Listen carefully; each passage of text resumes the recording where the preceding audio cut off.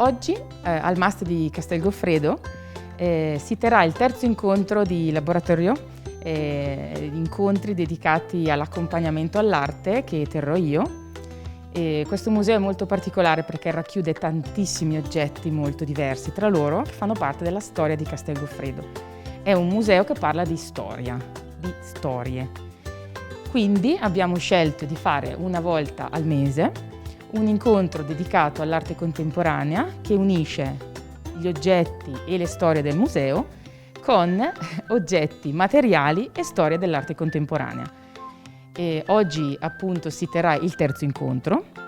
e avrà come protagonista un materiale che di solito le persone, ma anche i bambini, usano in cucina, che è la carta di alluminio. Cercheremo di valorizzarlo ancora di più con le nostre sculture, un po' alla Christo, perché lui ha questa,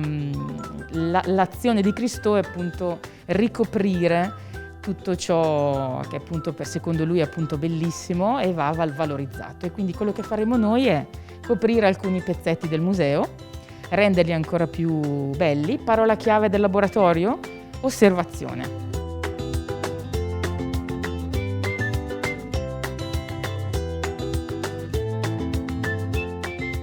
Il MAST, come dice l'acronimo, MAST è un acronimo che sta per Museo, Arte, Storia e Territorio, e in realtà possiamo definire il MAST come un museo un po' atipico nella misura in cui non sono conservati dei capolavori, ma allo stesso tempo tutti sono capolavori,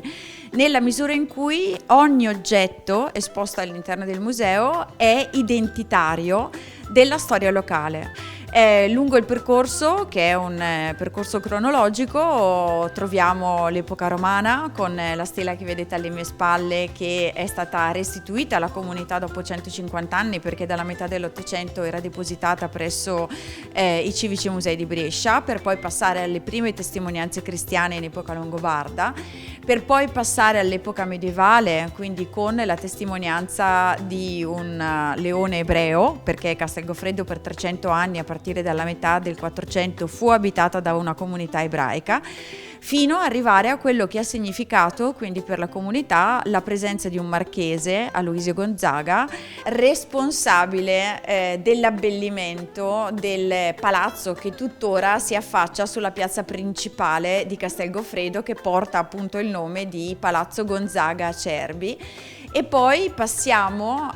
alla fase dedicata alla cosiddetta antica libreria del clero, perché Castel Goffredo ha ospitato verso la metà del XVIII secolo anche un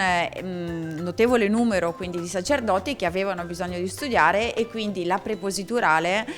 contestualmente si è arricchita di una libreria che ad oggi conta 1 migliaio di libri. Quindi questa e molte altre storie sono quelle che oggi si possono raccontare all'interno del Museo MAST.